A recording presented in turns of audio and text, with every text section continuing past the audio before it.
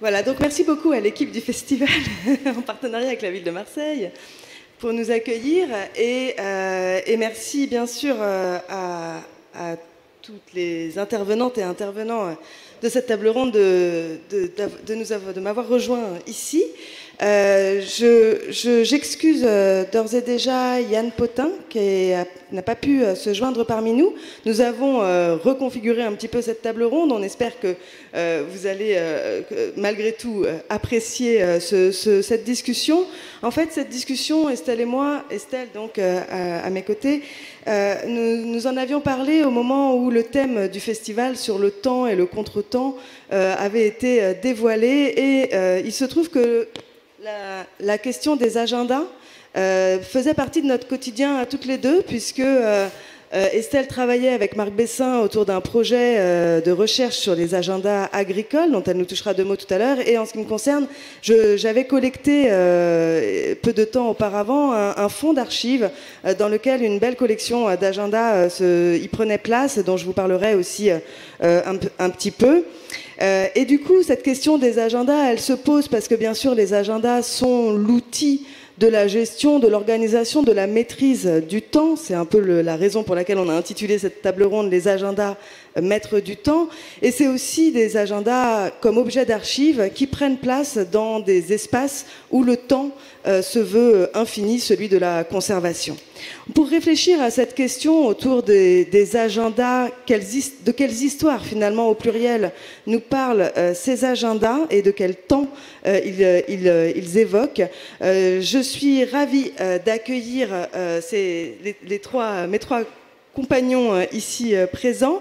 Je laisserai tout d'abord la parole à Philippe Artière qui nous parlera, donc je reprends mes notes, qui nous parlera des agendas comme archives de soi et comme source de l'intime. Philippe Artière est historien. Il est directeur de recherche au CNRS au sein de l'IRIS, l'Institut de recherche interdisciplinaire sur les réseaux sociaux, sur les enjeux sociaux, pardon, à l'école des hautes études en sciences sociales. Il est spécialiste de l'écrit ordinaire surtout, de l'écrit marginal souvent, et il s'intéresse autant à l'autobiographie qu'aux traces éparses que chacun de nous laissons derrière nous. Il est l'auteur de nombreux articles et de nombreux ouvrages dont je ne citerai peut-être que le dernier, Histoire de l'intime, qui est paru cette année aux éditions du CNRS. Je te laisse présenter peut-être notre deuxième intervenant, Estelle. Mais oui, avec Philippe Artière, aux côtés de Marine Coquet, Jean-François Lahaye, sociologue, professeur émérite à Paris 8. Je vous prie de m'excuser pour ce son étonnant. Et Jean-François, lui aussi, on peut dire que tu travailles sur la sociologie des écritures ordinaires, comme tu les appelles, ou populaires, tu dis toi. Toi, tu dis plutôt écriture populaire. Et vous avez quand même travaillé déjà, depuis longtemps, vous travaillez ensemble avec Philippe. Vous avez publié ensemble les archives, un manuel sur les archives personnelles chez Armand Collin en 2011, et vous avez des terrains des méthodes peut-être parfois différentes, mais des terrains communs de recherche. Et tu as en ce moment, en tout cas, un programme particulier où tu t'attaches à un corpus, à travailler sur un corpus d'agendas de personnes que tu as collectées. Tu vas nous expliquer, de personnes différentes, un viticulteur, une infirmière, un technicien électricien, un ouvrier, pour essayer de rendre compte, en observant ces agendas, du découpage du temps, de la manière dont, en tout cas, ces personnes-là l'écrivent dans leur agenda, cet objet, et tu te demandes qu'est-ce que leur emploi du temps, qu'est-ce qu'un emploi du temps, qu'est-ce qui oblige à faire ceci ou cela, et pourquoi tient-on ces calendriers ou ces agendas. On parlera du terme, justement, que vous employez les uns ou les autres. Et qu'est-ce qu'on écrit? Est-ce qu'on écrit différemment des temporalités professionnelles ou personnelles ou intimes? Et toi, tu compléteras, tu nous raconteras ce que tu fais, mais on peut intituler ton projet une forme de sociologie narrative, c'est ce que tu utilises comme terme, pour montrer comment les archives personnelles, l'écriture des personnels dans des agendas tend vers une domestication institutionnelle, comme tu le dis, au cours de laquelle finalement l'individu s'inscrit dans des temps sociaux. Est-ce que c'est ce que tu vas essayer de faire? Et on a décidé avec Marine de faire un format un peu qui vous permettra aussi de participer en quelque sorte, puisqu'on va écouter comment Philippe, qui connaît très très bien ces écritures ordinaires et interroge les objets, les termes qu'on utilise ici, même le terme d'agenda. On va écouter ce que Philippe a à nous dire de tout cela. Et puis ensuite, ce que Jean-François, comment tu envisages cela. Et puis ensuite, on essaiera de vous faire aussi un petit peu participer. Et je vous présenterai également, après tout cela, le projet pour lequel, au départ, Marc Bessin, qui est sociologue aussi à l'IRIS, à l'Institut de recherche interdisciplinaire sur les enjeux sociaux, qui est un directeur de recherche comme Philippe dans notre labo à l'IRIS, qui ne peut pas être là avec nous, mais qui a initié un projet intéressant, dont je vous donnerai les détails tout à l'heure, qui est à la fois un projet de collecte et de mise en récit des agendas agricoles paysans. Donc on va... Voilà le petit programme, comme ça si ça ne vous intéresse pas, vous pouvez déjà partir, et sinon, on y va. Voilà, donc du coup, je vous laisse la parole, cher Philippe, pour nous parler des agendas. Merci beaucoup, merci de cette invitation dans ce beau festival et de cette maison qui est une maison, on l'oublie souvent, qui n'est pas seulement au boulevard Raspail, à Paris, au campus Condorcet, mais qui est aussi à Marseille, à Toulouse, à ma connaissance, et dans d'autres lieux, et à Lyon. Voilà, alors je voudrais, puisque c'est vraiment l'occasion à travers cette question du temps, qui est le thème du festival, réaborder la question des écritures. Et avant d'arriver à l'agenda, qui est au fond peut-être la dernière pierre, la dernière pratique d'écriture, puisqu'il s'agit d'écrire comme nous en avons encore un certain nombre, enfin en tout cas certains comme moi ont encore ces petits agendas où j'ai marqué pour aujourd'hui Marseille et puis pour demain Marseille, pour me souvenir que je ne pouvais pas accepter un dîner ce soir à Paris.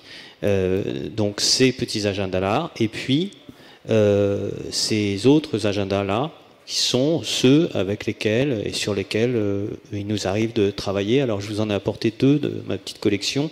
Un immense, 1939, je ne sais pas pourquoi il est grand, peut-être par l'importance de l'année, et puis 38, est tout petit.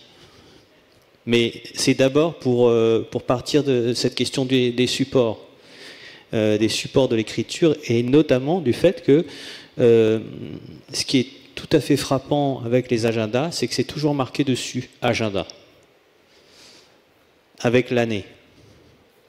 Et cette pratique, sur laquelle Jean-François reviendra, cette pratique qui consiste soit à recevoir des agendas, à offrir des agendas, un certain nombre de syndicats, d'organisations, de commerces donnent des agendas. Donc une sorte de support d'abord. L'agenda est d'abord un support. Et c'est bien peut-être là que tout se corse. Puisque pour l'historienne ou l'historien, je dirais que c'est un objet extrêmement difficile. Pour commencer, non pas pour relativiser mon propos, mais pour dire à quel point aussi il a eu du mal à rentrer comme objet d'histoire. Et c'est un long cheminement. Alors je ne vais pas le reprendre entièrement, mais je voulais commencer peut-être par là, c'est-à-dire que c'est à travers un regard qui est né d'ailleurs au sein de l'école des hautes études, c'est le regard de Daniel Fabre sur les écritures ordinaires, que l'agenda est entré, en tout cas il était entré par d'autres publications, d'autres travaux, mais disons massivement, dans la sphère des objets que nous travaillons.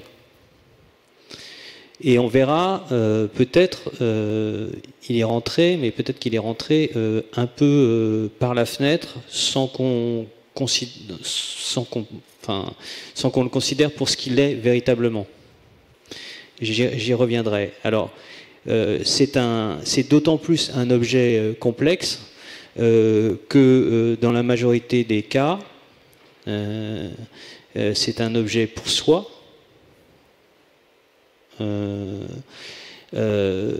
En tout cas dans une certaine pratique, ou un objet, en tout cas partagé avec des complices désinitiés.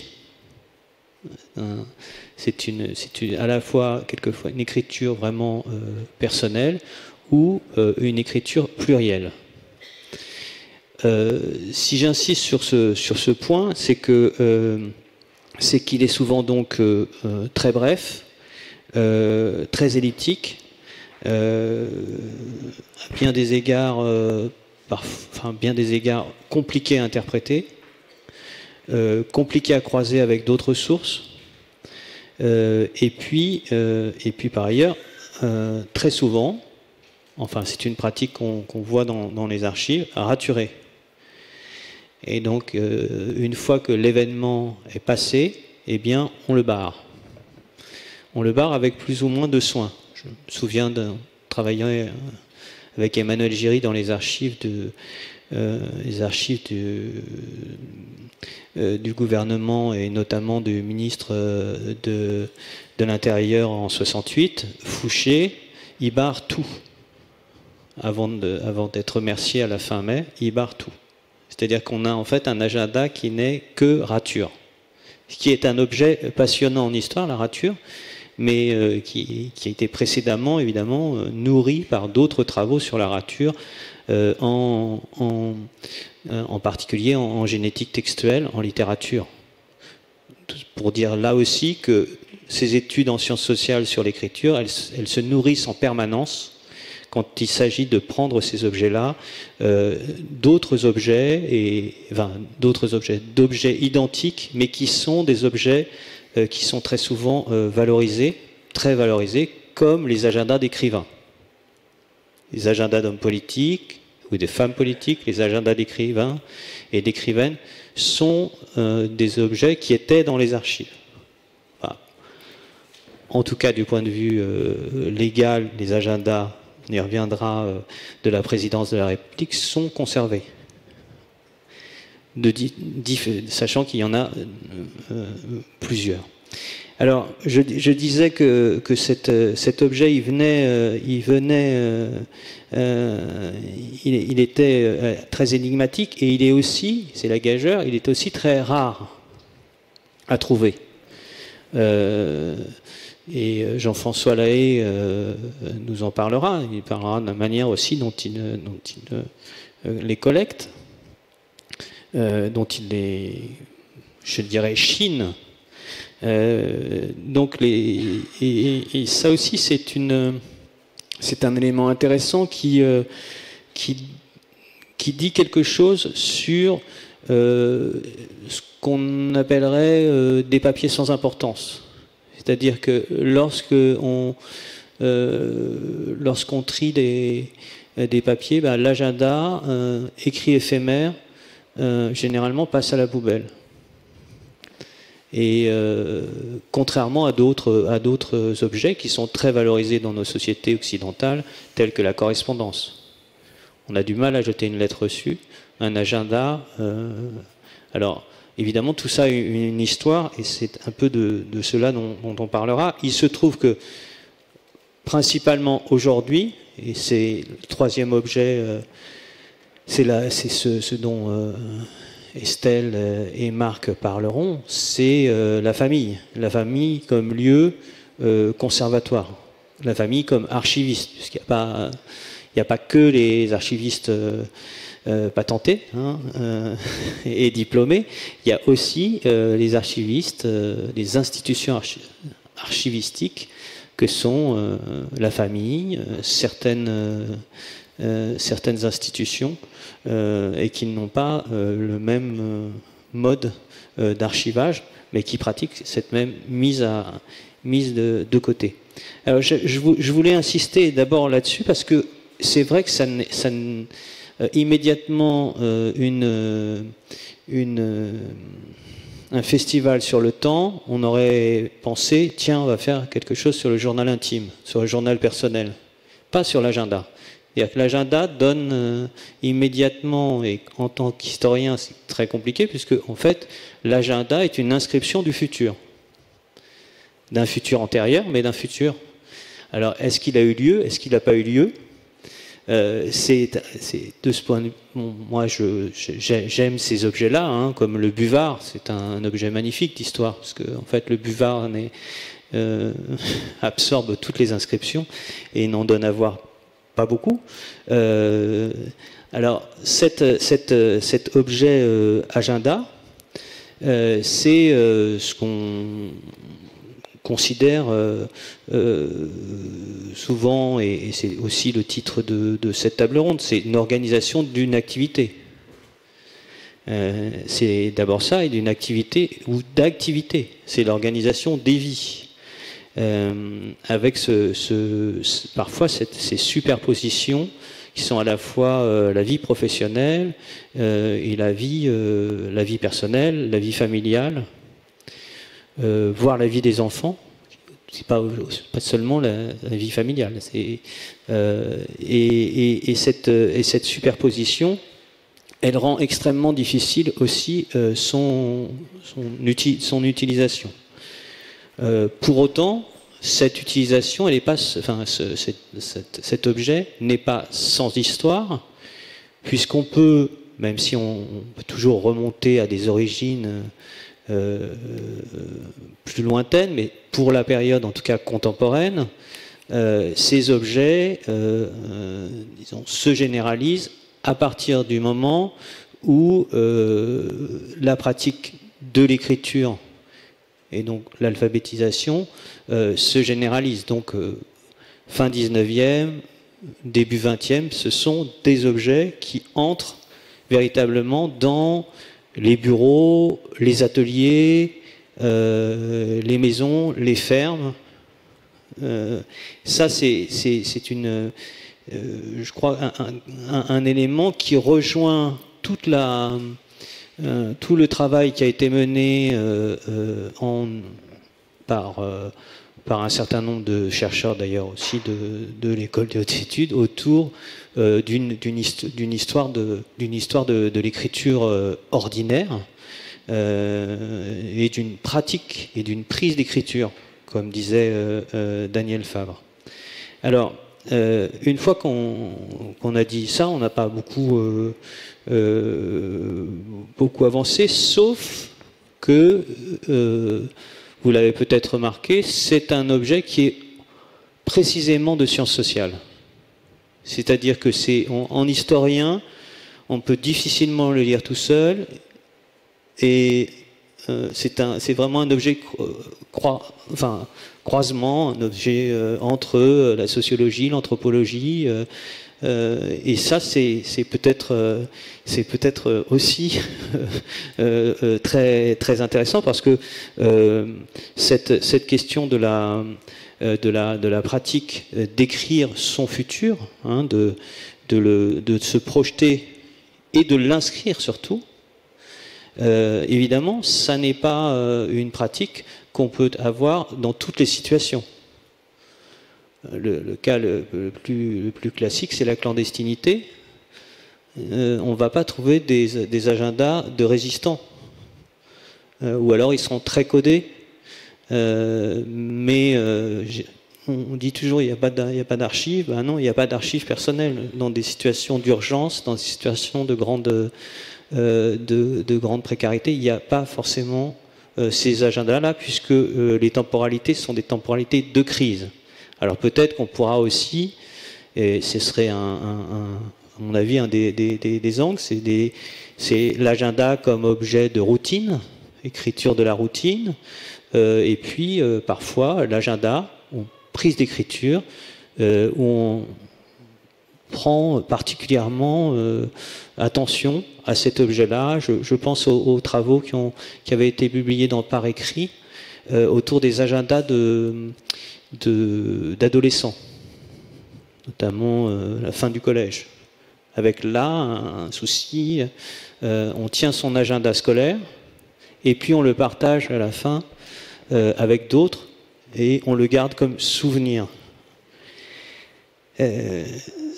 Donc cet objet-là, il n'est donc pas pratiqué, utilisé de la même manière, évidemment, par rapport à une temporalité du présent et de l'événement. Alors, pour avancer dans cette perspective, je voudrais essayer de poser quelques éléments sur ce pourquoi cet objet est aussi passionnant. C'est-à-dire, au-delà du fait que c'est une énigme, c'est précisément un lieu de superposition entre le temps professionnel, le temps familial et le temps intime. Et cette place de l'intimité, elle est très souvent mise en avant. Or, comme on va le voir, c'est bien une pratique qui est d'abord liée à un support, et à un support qui est imposé, qui est celui d'une découpe du temps, quasiment heure par heure. Donc, et c'est peut-être une des questions qu'on aura à se poser, c'est cette question de l'injonction à avoir un agenda bien plein. Et avec cette... j'ai apporté des exemples que je pourrais faire tourner, avec cette chose absolument extraordinaire, enfin ce fait extraordinaire, c'est que la plupart des agendas en fait ne tiennent pas. On commence avec la bonne résolution de tenir son agenda, et puis on ne le tient plus. Et on ne le tient plus, ou si on le tient, alors on le tient tout autrement, c'est-à-dire qu'on le tient non plus en projetant son futur, mais en racontant son présent. C'est-à-dire que l'agenda devient journal. Et c'est une des choses qui va, je crois, Jean-François, être au cœur de ton propos, puisque c'est ce glissement du futur au présent. Alors, Jean-François. La question est absolument parfaite. Je pense que... Je prolonge sur, d'abord, sur l'objet matériel. Et le bien l'attendre. Et sur son format, et sur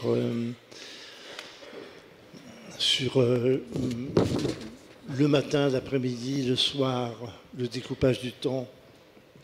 Il faut essayer de comprendre que les archives qu'on essaie de recueillir, appelons ça des archives privées qu'on essaie de recueillir, ramassent des correspondances, des factures, tout ce qui est abandonné au moment du décès d'une personne, ses papiers et entre autres ses agendas. Donc il y a une multitude de documents qui sont là. Et donc la question qui intéresse le sociologue, entre autres, c'est la question de la réflexivité. C'est-à-dire de quelle manière la personne en question réfléchit à son temps, réfléchit sur elle-même, et comment cette personne arrive à agencer des événements, à produire des événements. Donc je vais vous montrer, oui, tu peux le donner, une vingtaine de pages d'un agenda un peu au hasard, où j'ai sélectionné une vingtaine de pages. Vous pouvez les faire passer. 1981, de février à juillet 1981. Mais au préalable, merci beaucoup. Je reviens sur les questions. Peut-on considérer que l'agenda est un appareil de capture du temps et d'événements? De quelle manière quelqu'un produit des événements? choisit ses événements, sélectionne ses événements. Et donc, c'est peut-être l'idée principale qu'il faut avoir en tête. C'est appareil de capture, c'est pour essayer de tenir des événements. Tenir des événements, contenir des événements, maintenir des événements. Et donc, pour arriver à commander le temps devant soi. Donc, Philippe le disait à l'instant, il y a 3 grandes forces qui traversent les agendas. C'est qu'est-ce que je dois faire demain, après-demain, la semaine prochaine. Qu'est-ce que j'ai envie de faire? Je sélectionne des choses que je veux faire en dehors des contraintes. Et qu'est-ce que je peux faire finalement? Est-ce que j'ai le temps de tout faire? Non, évidemment que je n'ai pas le temps de tout faire. Donc qu'est-ce que je dois faire? Qu'est-ce que je peux faire? Et donc, l'agenda que je vais vous présenter rapidement, c'est un boxeur de 65 ans, un ancien boxeur qui a plus de 65 ans, qui vient en 80, qui vient d'être à la retraite, et qui est commerçant, qui fait les vendanges. C'est à 20 km de Reims, on est à 20 km de Reims. Il fait les boissons, il élève des lapins, il a un réseau social assez dense. En lisant son agenda, on découvre que tous les matins, il passe dans un bourg acheter au moins 2 journaux. Je vous dis 2 journaux, à force de fouiller et d'interpréter, j'ai réussi à trouver ces 2 journaux. Et donc il retourne à son magasin, sa femme continue à travailler, lui il est en retraite, mais dans le magasin, il fabrique cet agenda que vous avez sous les yeux, et il prend sans doute 10 minutes le matin ou un quart d'heure le matin. À midi, il revient sur ses journaux, il fait des découpes de presse, et donc son agenda, il ne le fabrique pas que pour une seule journée, il le fabrique pour le consulter, le feuilleter, le reprendre. Et donc il y a vraiment ce qu'on peut retenir de l'agenda de ce commerçant. Ce serait probablement la même chose chez un agriculteur, ce serait la même chose chez un artisan, ce serait la même chose chez des gens dont l'agenda du travail est très importante. C'est que l'agenda du travail contient toujours des comptes, contient des inventaires, contient des rendez-vous. L'agenda est articulé à d'autres temps sociaux, justement, à d'autres contraintes. Et en même temps, l'agenda est le lieu d'accroche avec des événements historiques, des événements politiques. Et donc là, j'ai choisi ces 20 journées, ces 20 fois 2, ça fait 40 journées, en retenant les pages où la vie politique apparaît dans son esprit. Donc, je reviens juste une seconde, là, le 10 février, vous voyez, il y a ces comptes toujours en haut à gauche, à droite, ça commence toujours par, vous voyez tout en haut à gauche, beau temps, mauvais temps, pluie. Pourquoi tant de gens notent le temps? Parce que le temps, c'est très important quand on est commerçant. Vous ne vendez pas la même chose s'il pleut, il fait chaud, il fait froid. Hein, et vous ne faites pas la même chose si vous êtes agriculteur suivant le temps. Et si vous êtes artisan de la même manière. Donc le temps joue un rôle très important et c'est toujours noté en haut, à droite, à gauche, le temps. Ensuite, ces dépenses de la matinée, de la journée. Et la seconde partie des pages, c'est 1981.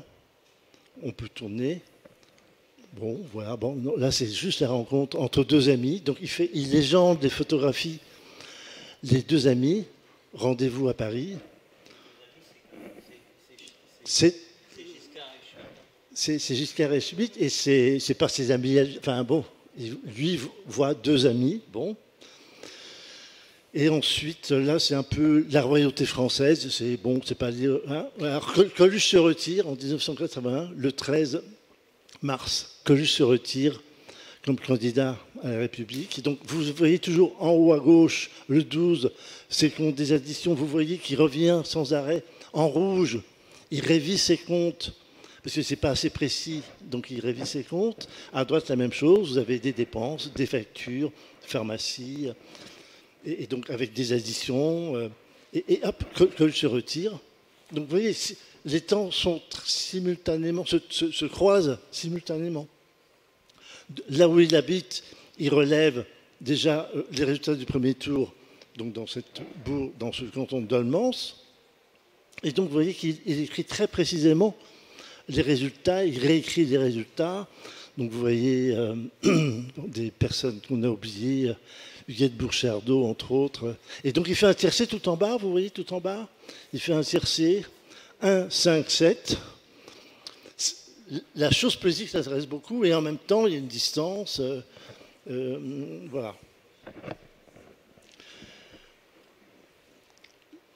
Donc on continue, toujours les comptes, les additions, encore le canton de Dormance, et voilà Mitterrand et sa femme. Entre deux, l'assassinat, la tentative d'assassinat du pape Jean-Paul II.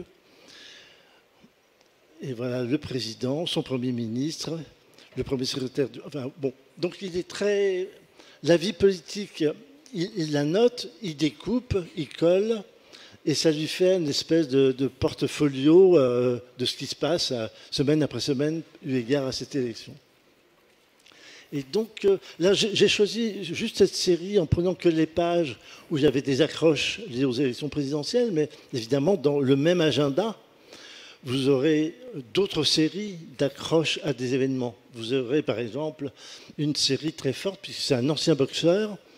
Il va voir toujours les matchs de boxe à Reims, parfois à Paris.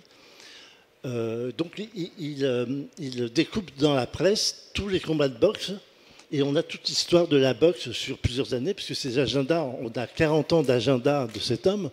Donc on a on a sur une quinzaine d'années tous les combats de boxe, les jeunes boxeurs qu'il connaît, ceux de Reims, les petits jeunes, et évidemment il est très concerné. L'agenda, c'est un objet matériel, petit format, dans la poche corporelle qu'on a en main, qu'on ouvre tous les jours, et en même temps, c'est corporel dans le sens de l'engagement. Pour lui, c'est important de mettre aussi bien son attache à la vie politique que son attache au boxeur.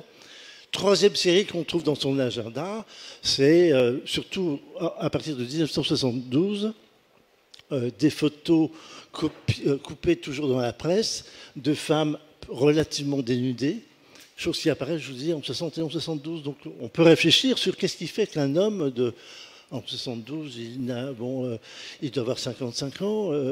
Qu'est-ce qui fait qu'est-ce qui fait qu'à un moment, il y a des femmes dénudées, un peu dénudées, mais dans la presse, prises dans la presse. Il ne prend pas les photos, il ne fait que de prendre là où ça apparaît. Et puis avec des commentaires sur les femmes un peu dénudées, et ça va durer plusieurs années. Donc là aussi, on peut réfléchir à la désinhibition. 68 n'est pas loin. Oui, et ben maintenant je peux coller des femmes nues dans mon agenda.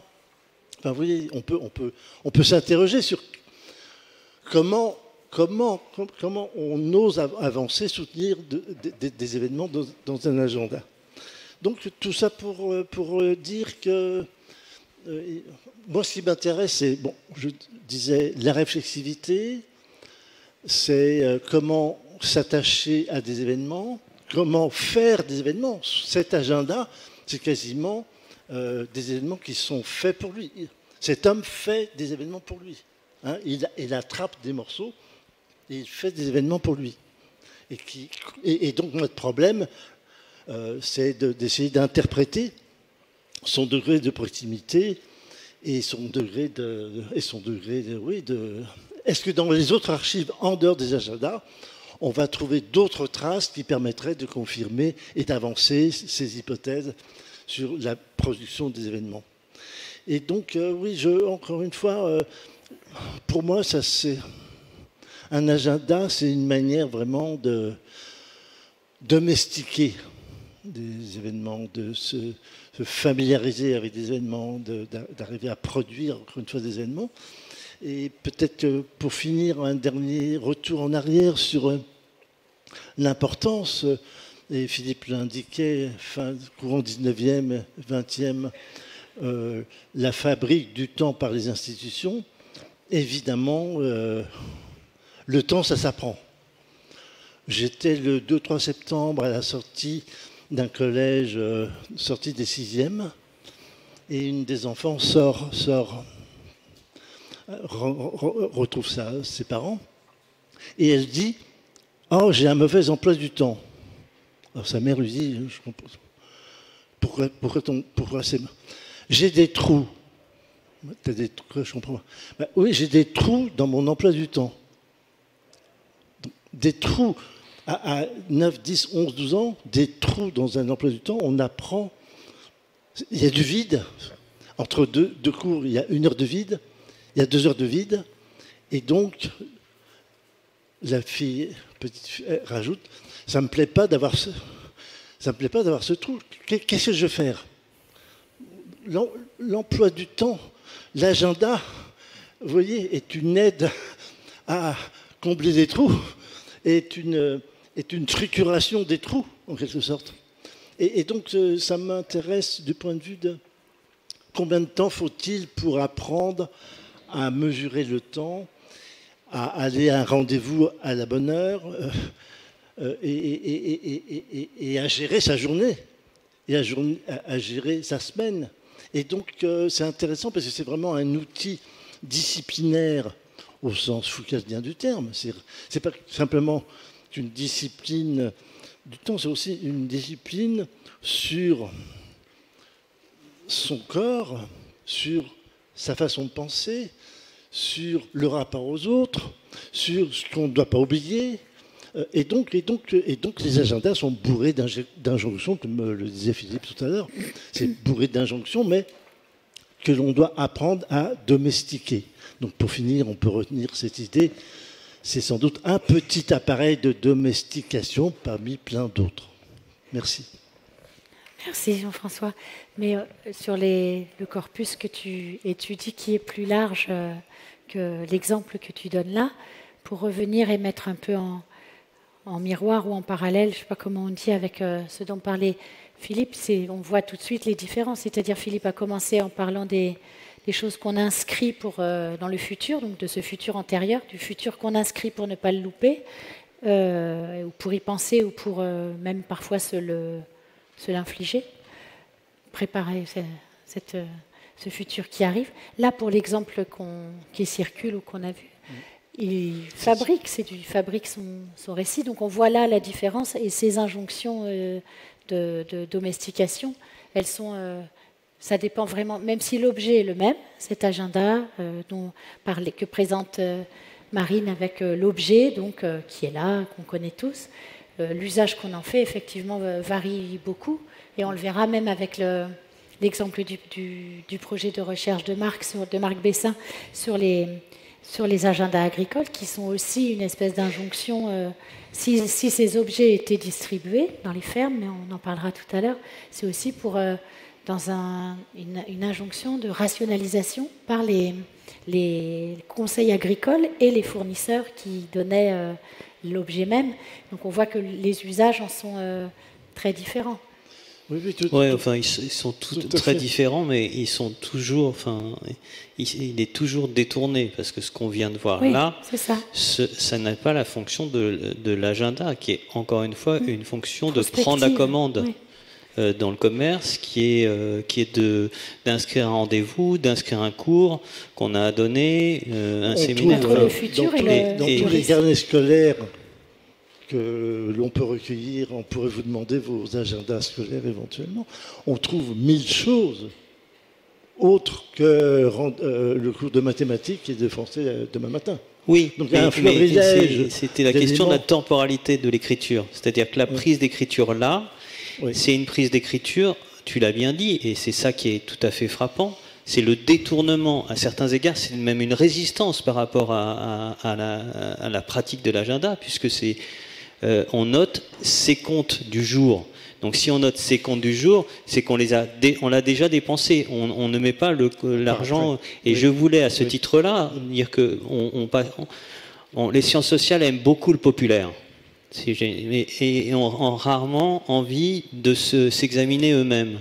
Et il se trouve que je suis tombé sur des agendas d'un juriste qui était recteur de la faculté de droit de Nancy, un certain François Génie qui officie qui naît en 1861 et meurt en 1959.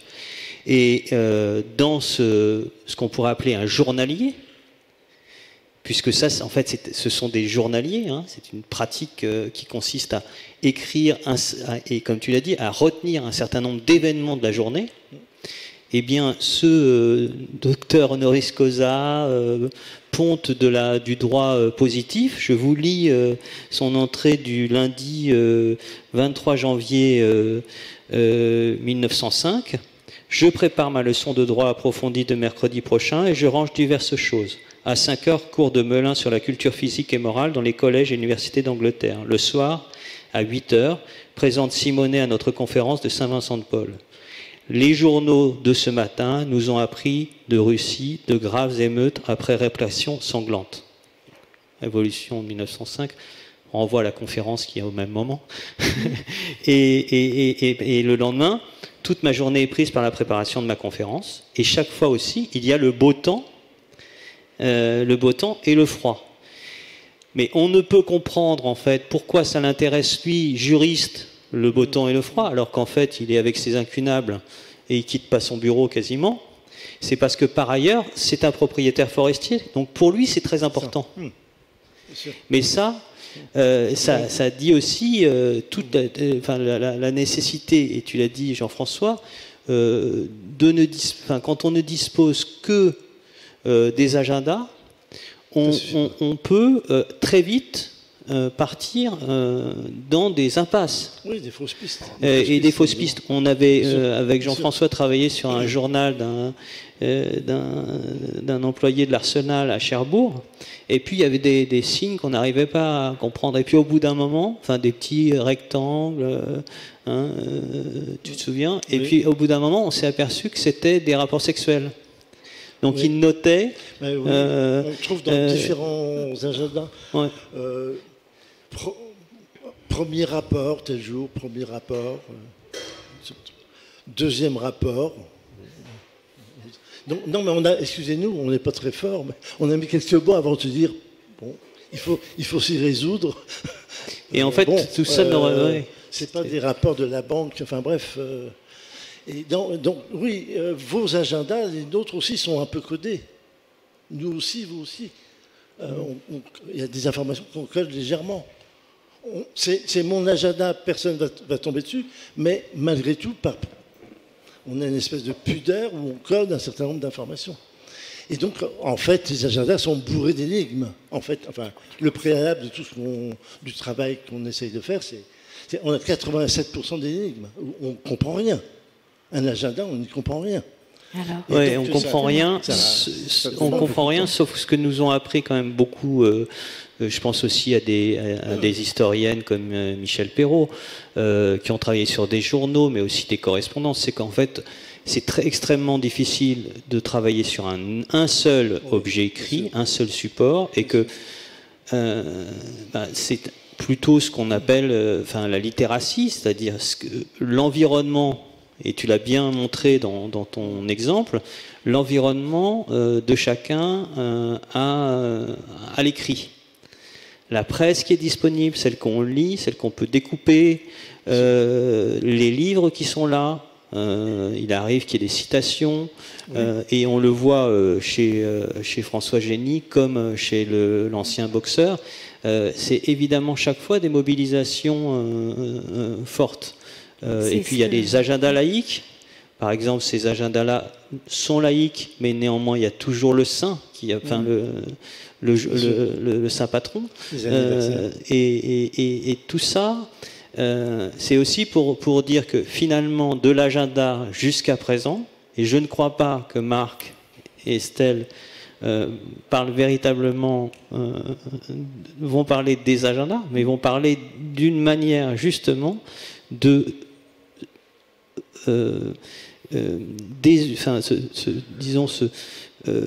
résister à cette maîtrise du temps par une inscription de ce qu'on fait et pas de ce qu'on prévoit de faire. Donc oui, c'est ce qu'on verra sur l'autre support qui est celui des agendas agricoles, paysans, qui rejoignent quand même on raconte l'histoire et ça donne à voir les sources actives, ce que Cyril Lemieux appelait hier l'activisme des sources, ou je ne sais plus exactement comment il formule ça, parce que ça donne, on voit l'environnement de la personne qui inscrit. Là, tu dis, il va chercher ses journaux, etc. Et donc, ça ne donne pas forcément à voir de ce qu'il est, on code, etc. Alors justement, Marine a préparé, en tant qu'archiviste, connaît très justement, bien. Je voulais justement vous montrer quelques exemples d'agenda comme objet d'archives, finalement, d'agenda qu'on trouve dans les fonds d'archives, donc entourés de leurs petits camarades documents d'archives. Et pour être tout à fait honnête avec vous, je compte sur vous pour participer un petit peu. Je veux bien, s'il te plaît, le lancement du PowerPoint. Merci. C'est pas moi, c'est moi. Il faut que je fasse un truc. Si, il faut que je fasse un truc. Non. On avait dit qu'il avait. Excusez-nous, c'est les joies du direct. On va vous inviter à participer, à essayer d'identifier un petit peu. En fait, en effet, avec les agendas, je vais me lever parce que je ne suis pas hyper à l'aise là, sur la tribune, si ça ne vous dérange pas que je vienne avec vous. Comme ça, je pourrais peut-être vous faire passer mon micro si vous avez envie. En fait, de quel temps on parle quand on parle des agendas? Il y a en effet les temps que l'on prévoit, les temps pour le futur. On écrit au présent pour des temps futurs. Il y a parfois des usages qui font des agendas, des sortes de journaux intimes, des agendas qui nous ramènent vers l'écriture au présent de soi-même pour s'en souvenir dans le futur. Enfin, cet entrecroisement de temps dans l'agenda, il implique aussi ce temps des archives, qui est un temps long de la conservation. Et du coup, qu'est-ce qu'on en fait des années, des dizaines d'années plus tard, et avec quoi, et à partir de quoi on peut définir les contours d'un agenda. Alors, comme mes collègues aujourd'hui, je suis partie du principe que l'agenda, c'est cette forme un peu, de carnet pré-rempli, dans lequel on inscrit soi-même un type d'écriture. Mais les usages et les formes de ces agendas sont très, très variés et variables. Et j'aimerais bien jouer un petit peu avec vous vous savez, quand on dit « montre-moi ton caddie, je te dirai qui tu es ».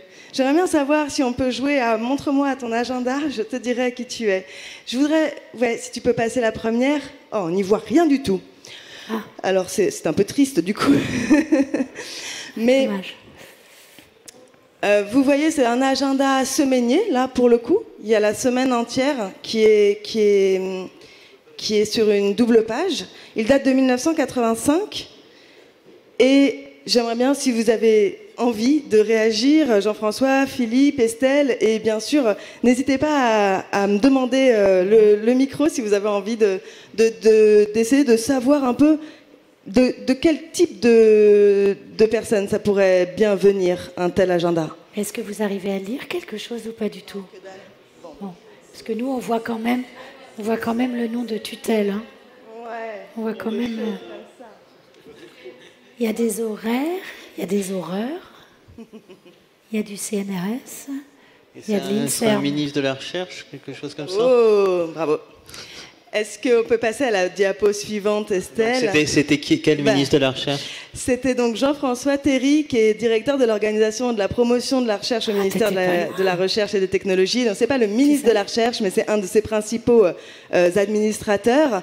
Et en effet, c'est un agenda qui, en fait, est un agenda professionnel. Là, pour le coup, les seules données potentiellement privées qu'on a dans cet agenda, c'est celle de celle qui le remplit, c'est-à-dire sa secrétaire, qui s'appelle Monique, qu'on croise régulièrement du coup dans l'agenda, qui raconte qu'elle part de temps à temps pour prévenir Monsieur Théry que elle pourra pas suivre l'agenda et suivre son agenda pendant cette période-là.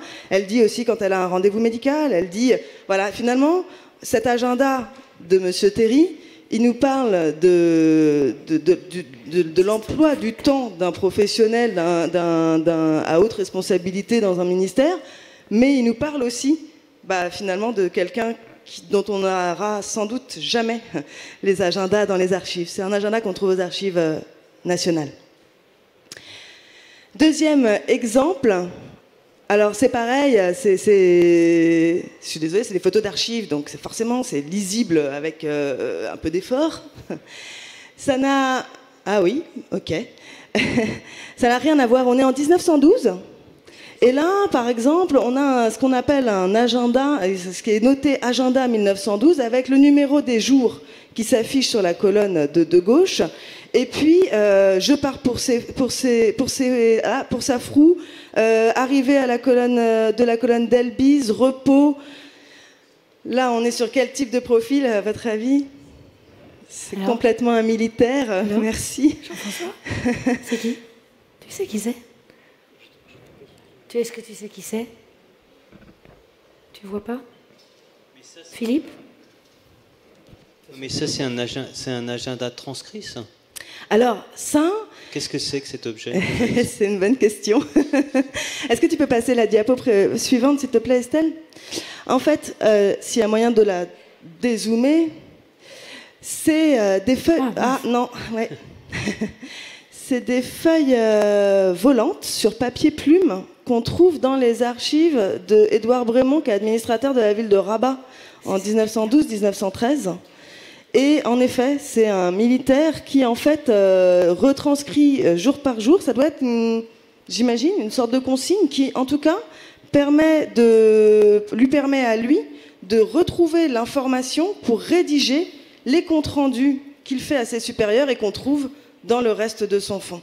Donc là encore, un jeu entre l'agenda tout seul comme ça, qui n'a du coup une forme d'agenda que relative. Hein, je dois bien dire que là, je joue un peu avec les frontières de l'objet agenda. Mais pour vous dire que voilà, là, on est vraiment sur un agenda synthétique et efficace. Beaucoup d'efficacité. Et on a oui, c'est ça aussi que je voulais vous dire. J'aimerais bien que, je ne sais pas si on peut arrêter de jouer avec je me rends pas trop compte parce que... Est-ce que je dois faire quelque chose à l'ordinateur pour que ce soit plus... Je pense pas. Je pense pas, Estelle. Je pense que... Je sais pas ce que je peux faire pour que ce soit plus lisible.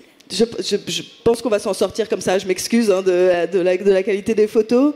C'est un agenda qu'on trouve de nouveau aux Archives nationales, dans les fonds des archives privées. Ce que je voulais vous dire aussi par rapport au précédent et par rapport à celui-là, c'est que finalement, sur le précédent, on a quand même une série d'agendas qui est assez étendue, mais qui se restreint au nombre d'années d'exercice de la personne en question, évidemment. Ici, on a vraiment que des morceaux, des dates éparses en fonction également de l'usage professionnel du poste occupé par Brémond. Est-ce que tu peux passer la prochaine? Attention, maintenant, vous devez un petit peu plus... Attention. Voilà. Alors celle-là, il faut que vous trouviez. On le voit bien, là, non? Grande journée. Grande journée, il y a marqué. Le 10 juillet 40. On est le 10 juillet 1940. C'est un tout petit agenda. Grande journée quand même. Hein. Et en effet... un grand monsieur? Oui. Non. En taille, je ne sais pas. Grande journée, mais il a quand même pris le temps de faire une abréviation. Oui, le temps de faire une abréviation, c'est intéressant. Y a-t-il un gagnant dans la salle? Alors? Pétain. Eh bien, bravo. Bravo. En effet, c'est un agenda de Philippe Pétain, le jour où il obtient les pleins pouvoirs votés par les assemblées. Pareil, on trouve ce document aux Archives nationales. En réalité, un peu comme, pour rebondir sur ce que disait Philippe tout à l'heure, c'est un agenda où on n'apprend quasiment rien. Il n'y a rien dedans. C'est un minuscule petit agenda, il y a à peine 2-3 mots par-ci par-là. Enfin, vraiment, c'est pas un agenda d'un intérêt incroyable. Il est juste marrant pour cette page-là. Enfin, marrant, je ne sais pas si c'est marrant, mais voilà. Mais en tout cas, il a un intérêt, informationnel assez réduit. Et il est tout seul. C'est le seul agenda qu'il y a dans le fonds d'archives de Pétain aux Archives nationales. Et c'est un agenda trimestriel. C'est le seul petit trimestre de l'agenda de Pétain. Alors évidemment, c'est pas son agenda de professionnel. On s'en rend bien compte que c'est plutôt un agenda qui sert de calepin, un agenda du quotidien, de celui qu'on laisse dans la poche de sa veste. Est-ce qu'il y a d'autres notations dans cet agenda? Parce que oui, il y a d'autres pages. Il caractérise un certain nombre de journées. C'est quoi parce que autant le journal de Louis XVI, qui n'a jamais été édité, comme vous le savez, qui est un journal de chasse, il y a 14 juillet 1789, rien, comme vous le savez, enfin, c'est un grand classique. En même temps, le rien, c'est rien à la chasse. Enfin, en l'occurrence, donc c'est aussi comment on interprète le point d'interrogation là. Et ce point d'interrogation, on pourrait dire, bah tiens, oui, il a quand même un gros doute sur est-ce que c'est une grande journée ou pas. C'est pas pour sauver Pétain, mais c'est juste pour voir à quel point ces journaux, comme celui d'ailleurs du Boxeur, sans non plus faire un rapport entre le Boxeur et Pétain, mais ils n'ont comment dire, on peut, enfin, c'est pour ça que les images c'est bien, mais en fait c'est un objet qu'on doit manipuler.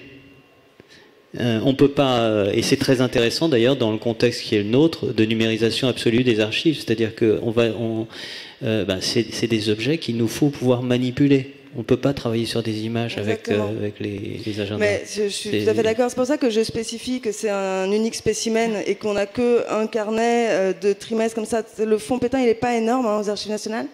Et en tout cas, sous cette cote-là. Et en effet, comme il est tout seul, il est un peu déconnecté finalement de son environnement documentaire, de facto, la qualité informationnelle de ce document, de cet objet d'archive, elle est en effet extrêmement questionnable. Parmi les multiples questions qu'on peut poser aux conditions d'exploitabilité de ce type de document d'archive, bien sûr que cela fait écho à cette question. Comment on utilise un tel document? C'est une question à laquelle moi, je n'ai pas de réponse. Hein. Pas dernier exemple, avant-dernier exemple, mais j'aimerais que... J'espère que je vais aller un peu plus vite parce que je pense que je dépasse très largement le temps que j'avais consacré à ce petit quiz. Voilà, allez-y, hein, n'hésitez pas. Alors là, on est en quelle année? Voilà, c'est une bonne question, on est en 2006. Et c'est dommage que la page de gauche soit floue. Alors, on lit sur la page de gauche au 22 mars 2006. 105 Raspail, occupé, dégradé. Divers mails. Visa Bernadette. Qu'est-ce que tu lis? Parmi les grosses difficultés d'exploitabilité, il y a comment on lit les écritures. Problème de visa US pour Dorothée? Non? C'est ça. Révision d'un passage, Claude Bernard. Musée de l'Homme, cinéma ethnographique, cimetière de Chaillot, Madeleine. C'est ça hein, qu'on lit? Une idée de quel type de fonction pourrait exercer cette personne? Enfin, chercheur à l'école des hautes études en sciences sociales, par exemple. Facile, par exemple. Par exemple. Il y a aussi marqué « Il pleut le 20 mai hein. ». Exactement. En fait, tu peux passer la diapo suivante, s'il te plaît, Estelle. C'est le fonds de Jean-Pierre Péter, dont je vous parlais tout à l'heure, qui est historien et qui a versé ses archives à l'EHESS en 2020. Et dans son fond d'archives, il y avait, enfin dans son salon, pardon, il y avait un secrétaire. Dans ce secrétaire, il y avait un tiroir qui était rempli d'agendas, qui aujourd'hui du coup compose un carton entier dans le fond d'archives Jean-Pierre Péter, qui est en cours de classement, un petit moment maintenant parce que il est gros. Et on a tous ces agendas de 1970 à 2017. On a presque 50 ans d'agendas de Jean-Pierre Péter qui viennent s'entourer, pour le coup, d'un fond particulièrement conséquent, assez extraordinaire, dans le sens qui sort un peu de l'ordinaire, et ce pour deux raisons. C'est que d'une part, Jean-Pierre Peter est un conservateur plus, dans le sens où il a tout accumulé et tout gardé, ou presque. Et deuxième facteur d'importance aussi pour constituer ce type de documentation associée avec ses agendas, sa famille, comme lui-même, était très volontaire pour constituer le fonds d'archives le plus cohérent possible, rassemblant sa vie professionnelle, sa vie personnelle, sa vie amoureuse. Donc il y a beaucoup de choses dans ce fonds qui viennent étayer ces agendas, qui, pareil, témoignent aussi d'une évolution de son usage à lui de l'agenda dans le temps. Parce que sur 50 ans, évidemment, en fonction des responsabilités qu'on a, on ne va pas remplir les agendas de la même façon, on ne va pas se saisir de la maîtrise du temps de la même façon. Donc on a des agendas très fournis pour les années 80, 90, 2000, et puis beaucoup moins pour les années, on a quelques spécimens dans les années 60 et pour les années 2010. Est-ce que tu peux passer la diapo suivante? Là, je vais passer du coup assez vite parce qu'il faut vraiment que je vous laisse la parole. Et puis j'ai des trucs à dire. Bah oui, c'est pour ça. Faut que je m'arrête. Donc du coup, je vous fais même pas le quiz. Ah mais si. Allez, faites le quiz. On est en quelle année? En 44. On est en 1944. Alors, on vous dit lever 8 heures, aller dentiste, arracher ma dent, très mal. Rentrer maison. Revenu maison, coucher. Et après lire. Aller grand magasin avec maman, chercher, je sais pas quoi, dîner, le soir, cinéma avec papa et me couche. Lever 11 heures, fait commission avec maman, déjeuner, aller au... Un chercheur de l'école des hautes études. Un chercheur de l'école des hautes études en sciences sociales. Un peu infantile.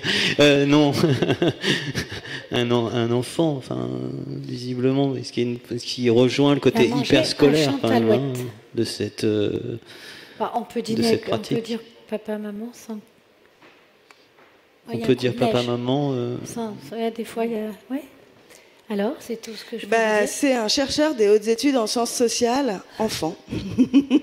En effet, on est toujours sur le fonds Jean-Pierre Peter, où on a deux agendas de 1944 et de 1945. Celui de 1945 appartient, et l'autrice de celui de 1945 est une cousine, de mon souvenir en tout cas, Georgina de Jean-Pierre Peter. Et Jean-Pierre Peter s'est aussi fait un peu le monument de mémorialisation de sa propre famille. On a donc la correspondance de ses parents et de ses frères et sœurs, enfin de ses sœurs surtout.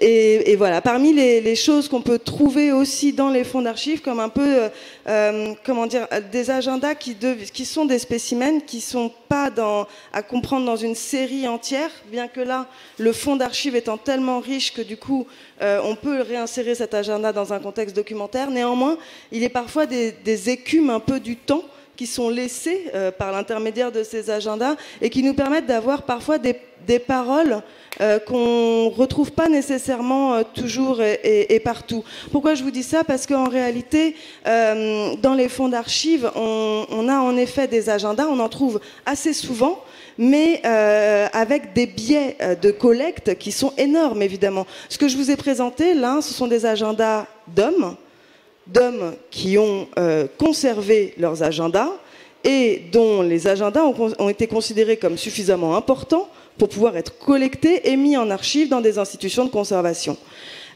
Évidemment qu'il nous manque tout un tas de choses. Je pense bien sûr aux agendas d'adolescents, pour rebondir sur le débat que vous aviez tout à l'heure. L'agenda à l'époque de l'adolescence est surinvesti bien souvent, et pourtant, au gré de nos déménagements divers et variés, à part quelques exceptions près, parce que j'ai une amie qui m'a dit qu'elle avait tous ses agendas depuis le collège récemment, mais faire une histoire de l'adolescence par le biais de l'agenda pourrait être un point d'entrée méthodologique très intéressant. Pour le coup, on a du mal à savoir où ils peuvent être conservés, en tout cas dans le cadre institutionnel classique, mais peut-être que les collectes de corpus de sources se font ailleurs que dans les services d'archives, parfois. Estelle ? Oui, j'ai ça, c'est mon outil. Merci Marine pour ce... Désolée, j'étais beaucoup trop longue. Fort intéressant. Et on peut... Tu avais mis un petit truc après pour qu'on puisse justement, on peut peut-être s'en servir pour... Donc on voit juste... Attends, regarde, on voit ces objets qui sont... ça, c'est les affaires de Peter, qui sont tous le même modèle. ces petites, où on voit que c'est toujours le même modèle. Et là, c'est donc celui d'un chercheur. Alors, comme on voudrait quand même vous laisser du temps pour discuter, je vais rapidement vous présenter un projet qui aurait dû être présenté ici par Marc Bessin, dont je fais le porte-voix du mieux que je peux avec ma jolie voix du jour. Marc a lancé une nouvelle recherche.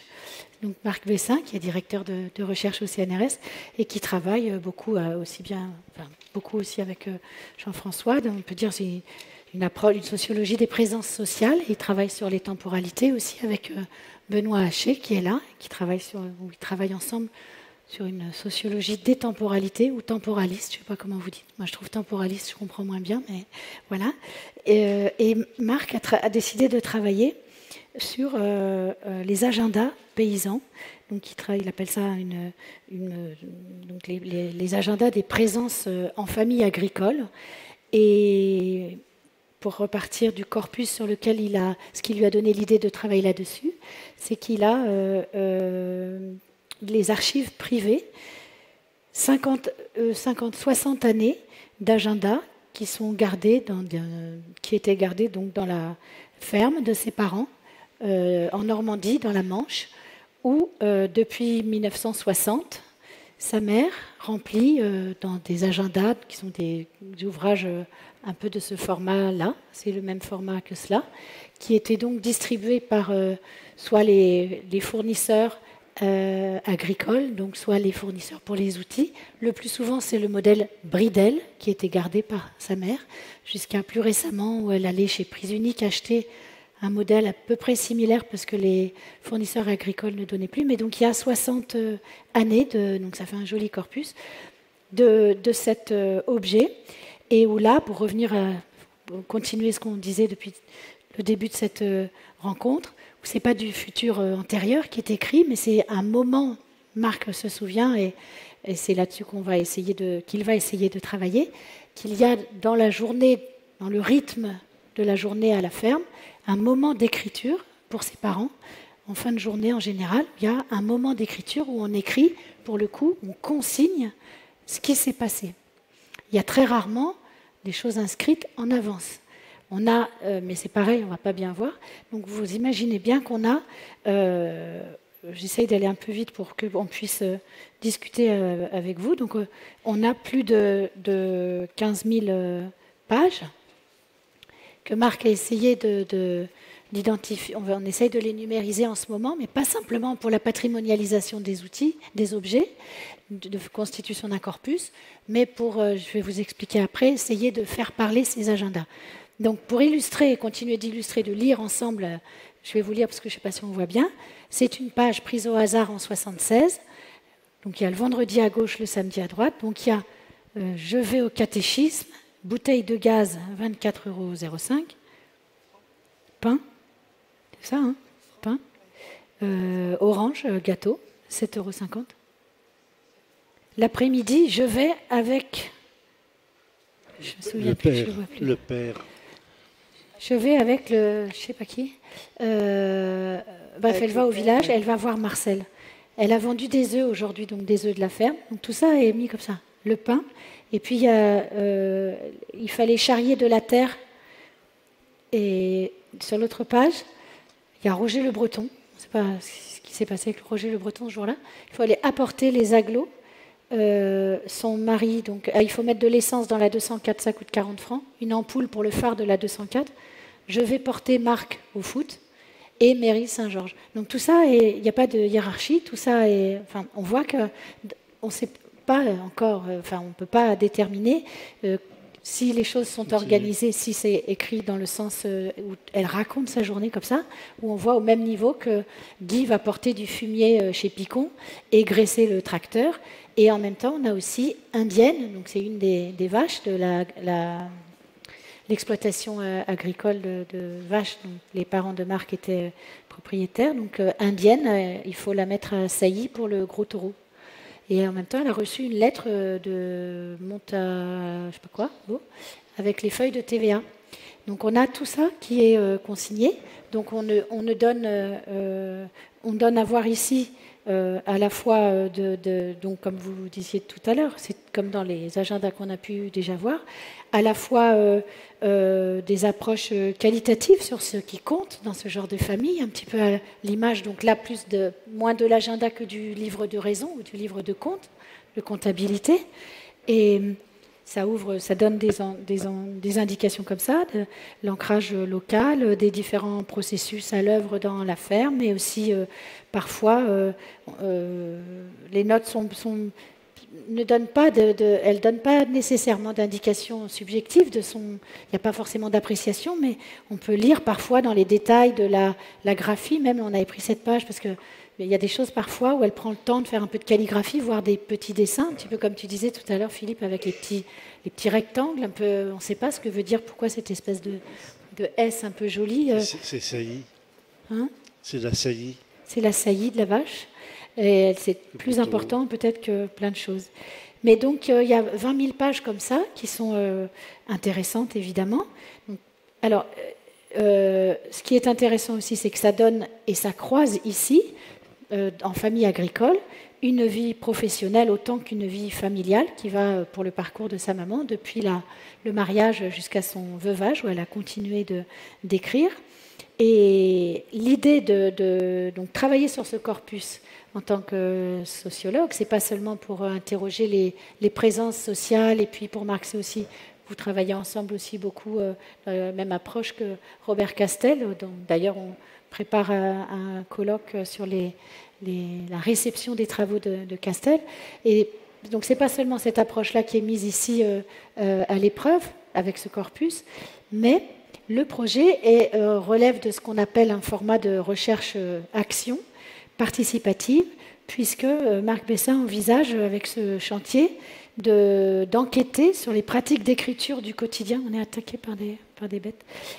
Et en visant à organiser, à faire sortir des armoires normandes les agendas ou les cahiers de comptes des autres, dans différents villages, en commençant par la Normandie, puisque c'est celui qu'il connaît, avec des ateliers où les gens pourraient, donc les familles qui apportent, ne sont pas là pour simplement collecter ou patrimonialiser les agendas, mais pour les faire parler, pour les ouvrir et les lire ensemble. Parce que bien souvent, ces agendas sont des objets qui sont dans les greniers ou dans les boîtes, pendant des fois des problèmes de succession, où on ne sait que faire de ces cahiers, comme on disait, des journaux intimes ou des correspondances. C'est pour ça que le travail de Philippe est intéressant pour aussi nous rappeler les différents statuts de ces écrits. Une correspondance de ses grands-parents, on va avoir du mal à la jeter. Un agenda qui consigne le prix des œufs ou quoi, quand il y en a autant, ou graisser le tracteur, c'est pas la même valeur. Les gens ne vont pas spontanément les garder. Donc, pour cela, avec deux collègues et complices, Marc envisage un protocole d'enquête, donc avec Philippe Madeline, qui est professeur de géographie à l'université de Caen, et qui travaille, lui, il a déjà publié un livre sur les agendas d'un agriculteur dans le pays d'Auge, qu'il avait rempli après-guerre. Et donc avec Philippe Madeline et Denis Dubos, qui est un agriculteur laitier, qui est passionné par les récits paysans, et qui est membre d'une association autour de la mémoire paysanne. Et l'idée, ce serait de faire sortir donc les agendas des armoires et d'inviter les auteurs de ces écrits, s'ils sont vivants, ou leurs descendants, à produire des récits autour de ces événements, éléments consignés dans les agendas, de manière à identifier ou à raconter, à restituer le travail temporel qui est découpé dans ces carnets retrouvés. Et ça ferait également l'objet d'animations en milieu rural, qui sont animées par... ce projet est un petit peu reporté pour le moment, mais nous avons préparé un texte on pourra vous le montrer, qui était un appel pour sortons les agendas paysans des greniers pour les relire ensemble. Donc, ce document va être distribué dans différentes structures, des instances agricoles, s'il en est encore dans certains villages, en tout cas pour la Manche, pour la Normandie, et pour que ces écritures paysannes racontent à leur tour, à partir des supports, des histoires, et qu'on aille au-delà des calendriers et des tâches ordinaires ou du croisement de ces écritures ordinaires, professionnelles et intimes. Donc voilà, on vous a présenté l'ensemble de nos travaux en cours ou passés ou des réflexions sur les agendas maîtres du temps. Il y a un mot, un mot qui revient sur toutes à la fois Jean-Pierre Peter et cet archivage total où la famille, les parents de la mère de Marc Bessin, ou cet homme qui a conservé, c'est l'archivage, c'est-à-dire qu'est-ce que c'est que ce geste, et qui est de plus en plus, Yann Potin nous manque, parce que c'est l'historien justement de l'archivage, hein, c'est un de ceux qui s'intéresse de plus en plus à l'archivage privé comme un acte d'écriture. Parce que c'est pas du tout neutre que de les garder, d'autant plus quand ce sont, si je peux encore insister là-dessus, des vrais agendas. C'est-à-dire des agendas qui ne donnent à lire qu'un futur dont on ne sait pas s'il a eu lieu ou pas. Et donc ça interroge beaucoup de choses, et à commencer par ce qu'on a... des chercheurs ont beaucoup travaillé à l'école autour de cette question d'une histoire à soi et de se constituer ses propres archives. Je pense au volume dirigé par Alban Bensa et Daniel Fabre, qui sont deux chercheurs qui nous ont quittés.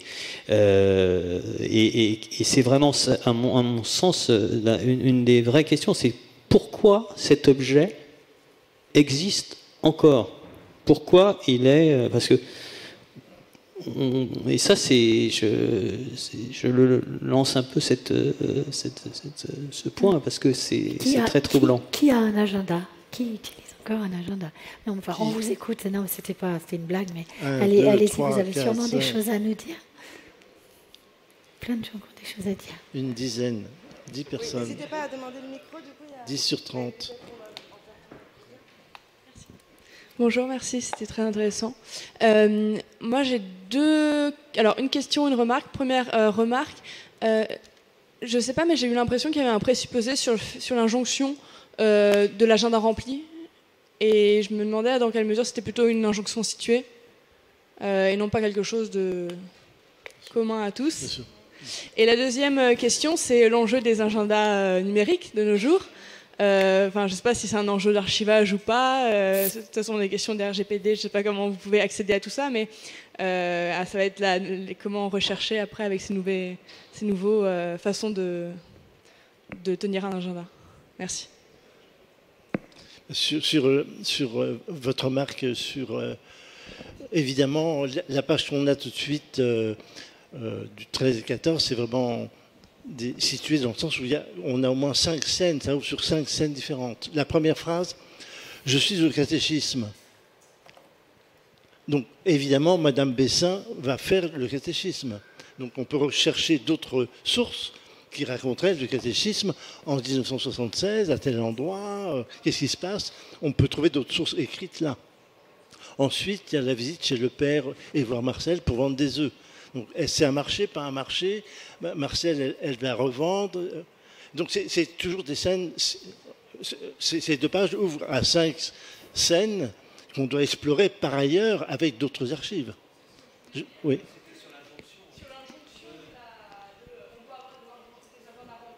Oui. Alors là, pour le coup, parce que là, pour le coup, Marc expliquait que c'était dans les instances agricoles en 1960, il y avait une injonction de rationalisation du travail, Donc là, c'était intéressant. Moi, j'avais posé cette question aussi pour les, parce que je pense que c'était un truc de dans les agendas d'optimisation de soi. Dans les agendas d'agriculteurs, il y a des agendas beaucoup plus précis sur eu égard aux animaux, le poids, les ventes, les criers. Et dans les agendas de viticulteurs, il y a vraiment des agendas tout à fait étonnants, des grilles de lecture pour bien traiter les vignes, pour bien faire des bonnes récoltes. Il y a toujours une page pour le salaire des ouvriers agricoles. Enfin bref, c'est construit eu égard à des métiers. Pour les commerçants, c'est la même chose. Vous avez des agendas étudiants, c'est vraiment pour étudiants. Donc il y a différentes formes d'agendas fabriqués pour des métiers aussi. Hein.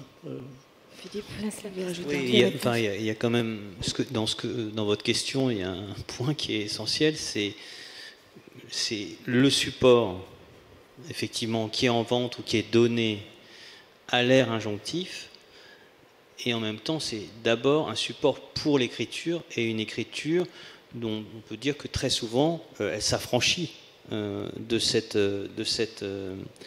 injonction. Alors, est-ce que l'agenda participe d'une société disciplinaire? Moi,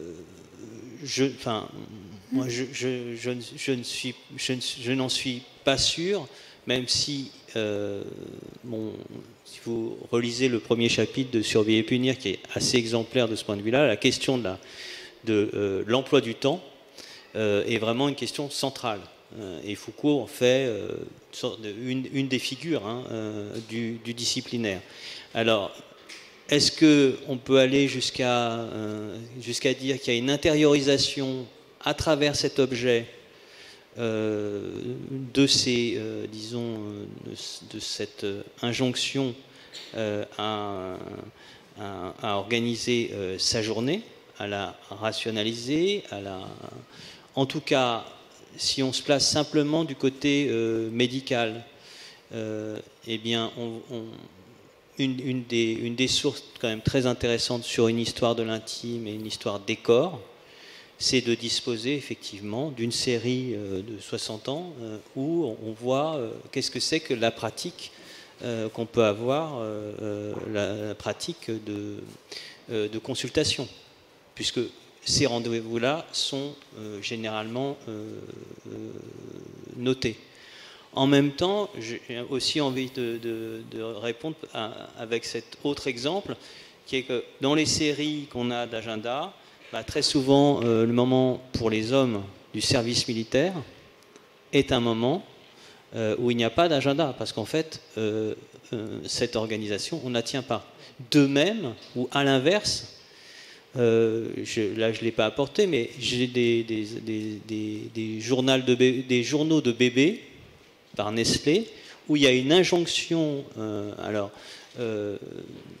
on va dire une injonction, est-ce qu'elle est liée à une politique publique, est-ce qu'elle est liée à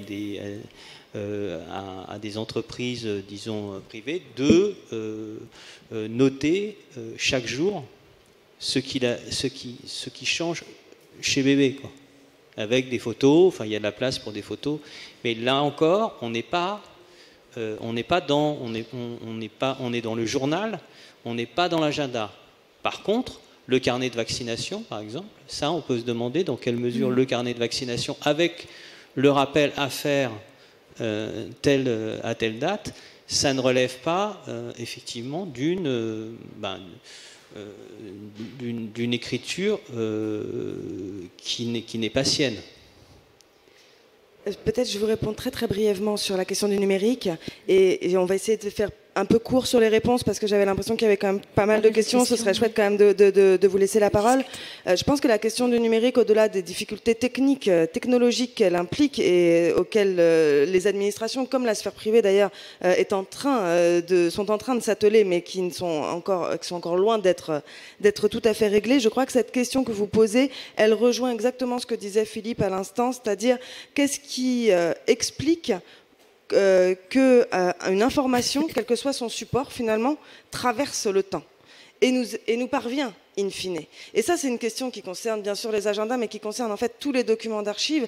Et c'est d'autant plus pertinent, cette question, dans l'univers du numérique, parce qu'en effet, cela implique de nouvelles dimensions pour savoir conserver de manière pérenne l'information dans le temps et dans un temps qui, pour les archives, se veut infini par définition. Oui, il y a un monsieur qui voulait parler.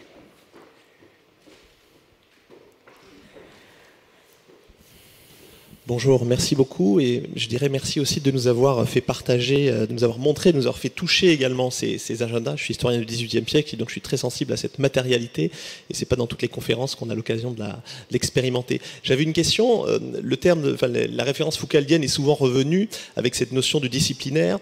Je me demandais si on pouvait pas aussi se référer aux travaux de Michel de Certeau dans ses Arts de faire et en particulier à la notion de braconnage pour montrer comment ces agendas sont aussi un exercice dans une certaine mesure, d'affranchissement, peut-être pas de résistance, mais en tout cas de braconnage avec les formes du quotidien, avec l'actualité aussi du quotidien, tel que vous me l'avez montré. Et puis, au-delà de cette question, j'avais une remarque par rapport à la question des archives, parce que on a bien compris, en fait, en vous écoutant, que ce qui était là où on arrivait à déceler des choses de ces agendas, c'est quand on arrive à les confronter. Est-ce qu'une piste de solution, ça serait pas d'imaginer quelque chose qui a pu être fait pour le journal intime avec les recherches de Philippe Lejeune, c'est-à-dire finalement un centre d'archives, ou en tout cas un lieu qui permette de réceptionner, d'accueillir un certain nombre de ces agendas et donc de les confronter. Voilà. Donc là, vous venez de lancer un appel à l'ensemble des présents pour nous joindre, pour verser les agendas de leurs parents, grands-parents et arrière-grands-parents, oui. Évidemment, c'est un point de résistance, l'agenda. Et le plus bel exemple qu'on connaît tous, c'est l'agenda scolaire. On a recueilli des agendas scolaires avec des milliers d'autres annotations qui n'ont rien à voir avec le scolaire. Donc évidemment, l'élève qui doit remplir son agenda pour les mathématiques, le français et la gym, détourne complètement l'agenda pour faire toute autre chose. Et donc, bon, c'est une figure emblématique du point de résistance. Et évidemment, la discipline du temps, ça reste quand même un peu une discipline. Je reviens sur cette petite fille de 10 ans, 11 ans.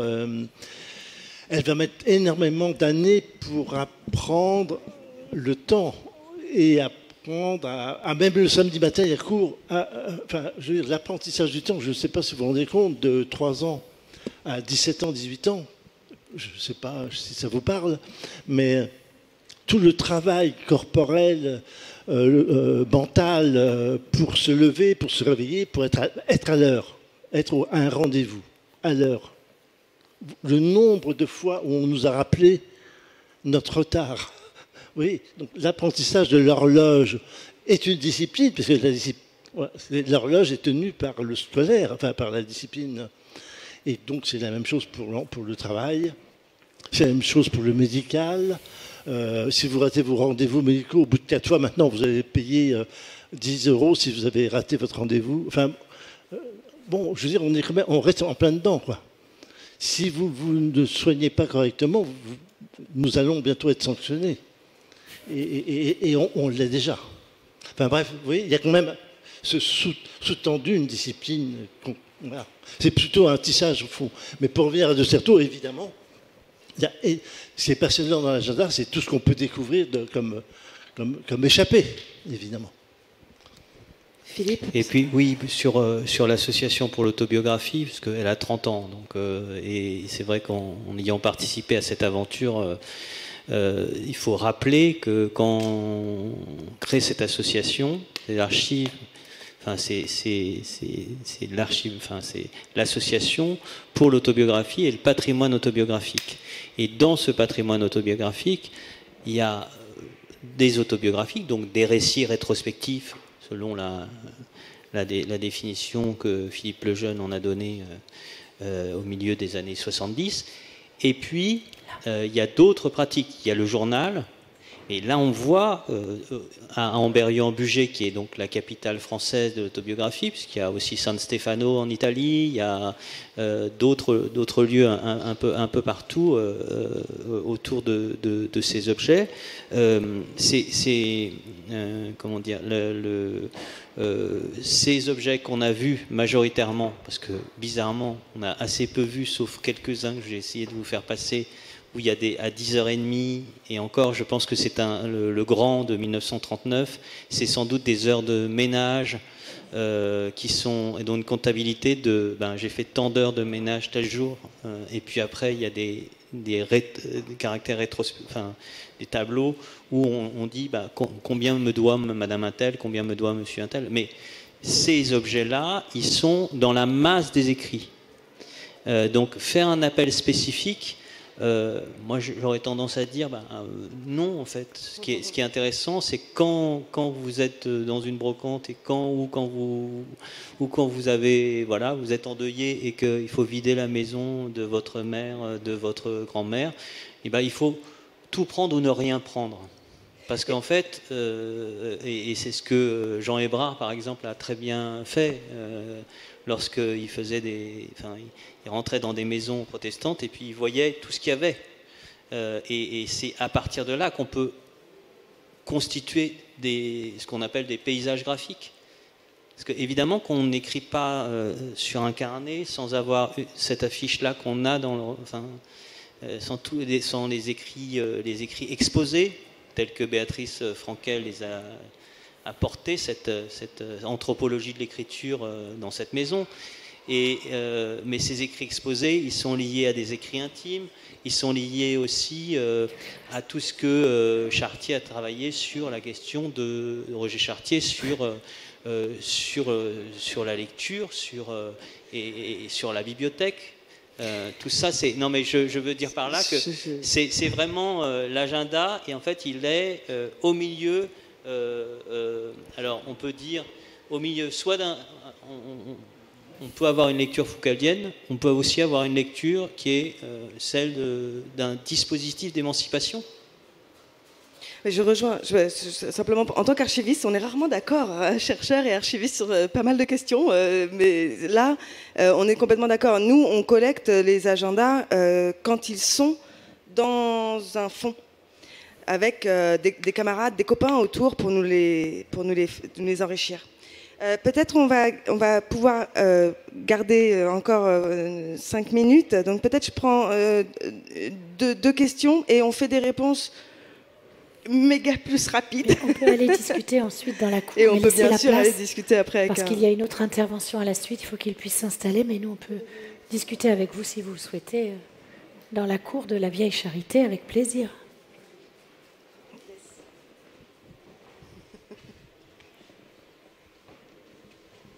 Merci beaucoup, c'était très intéressant. Je voulais juste porter un petit témoignage. Moi, je me souviens de ma grand-mère, pour laquelle les agendas, tout comme les calendriers, c'était des objets à brûler une fois qu'ils avaient fini de nous rendre service. Est-ce que vous vous êtes confronté à ça? C'est une pratique que, évidemment, tout ce qui brûle n'arrive pas dans les archives, mais est-ce que vous connaissez cette pratique? Vous en avez des témoignages? C'est très très fréquent. Quand vous faites les brocantes en dehors de Paris, complètement ailleurs, vous avez une chance sur deux pour trouver des petits enfants vendre des albums de photos, des objets d'arrière-grand-mère, des papiers. Et évidemment, il y a un trouble à ce moment-là, puisque nous, on est curieux de savoir qui est sur la photo. On demande aux arrière-petits-enfants, vous voyez qui est le monsieur, la dame? Non, c'est de ma famille, mais... non, je ne connais pas. Donc la retransmission n'a pas eu lieu d'identification, de savoir qui est quoi. Et donc l'archive est abandonnée par les petits arrière-petits-enfants à partir du moment où la filiation s'est décollée. Et donc on trouve quand même beaucoup d'archives jetées, prêts à être jetées, vendues pour 3 sous n'importe où. Voilà. Il faut ajouter quand même que pour en avoir vécu cette expérience, en France, c'est le cas, pour plein de raisons qui sont liées évidemment à des situations de déménagement, de place, de conservation, mais il y a aussi je pense à ce que j'avais vécu en Pologne. J'étais très étonné de voir qu'il n'y avait aucun document familial dans des brocantes ou vide-greniers. Et mon collègue Pavel Rodak m'a expliqué que c'était hors de question que de donner à voir dans l'espace public ces objets. Et par ailleurs, je suis tout à fait d'accord, enfin je veux dire, j'abonde dans votre sens. La majorité des agendas entendus, comme les rendez-vous à venir, sont des objets éphémères.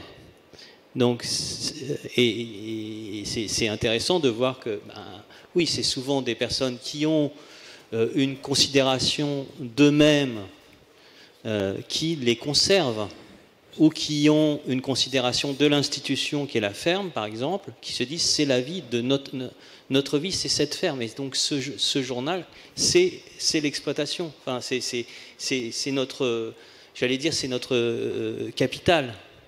Et c'est le signe que, enfin, c'est la trace de notre activité. Mais je sais pas, sans doute si on faisait un bref, enfin, je sais pas, moi je ne conserve pas mes agendas, enfin je les fous à la poubelle une fois l'année passée. Quelle honte, quelle honte. Voilà. Alors par contre, le fait de brûler est vraiment assez fort symboliquement. Mais en effet, je rejoins complètement Philippe sur finalement pourquoi ces objets traversent ou ne traversent-ils pas le temps? C'est selon aussi la valeur que leur donne leur auteur ou leur autrice. C'est-à-dire qu'au fur et à mesure des déménagements, s'il faut choisir entre de la correspondance personnelle, familiale et ces agendas liés à son activité professionnelle, du coup, peut-être que ce choix-là, il se fait en fonction de la valeur symbolique que chacun met dans sa production documentaire. Juste un mot sur le fameux boxeur qu'on a vu. Je les ai achetés sur le Bon Coin. Voilà. Donc ça a été abandonné par la famille. Le dernier survivant a donné à son voisin. Et le voisin a dit, attends, je m'en occupe. Il met sur le Bon Coin, il met ça en vente. Tu l'as payé cher? Oui, j'ai payé 70 €. Bon. Super cher. Un seul? Non, le carton de tu m'as fait 25. peur. Il y a combien non, mais je veux dire, il y a beaucoup de choses qui sont abandonnées et revendues sur le Bon Coin. Donc on surveille le Bon Coin comme on peut pour. C'est un appel encore à votre adresse. Si vous avez des idées, on arrive. Oui. Est-ce que on va peut-être vous rendre place. votre liberté. Je vous remercie beaucoup tous et tous d'avoir été présents à cette table ronde.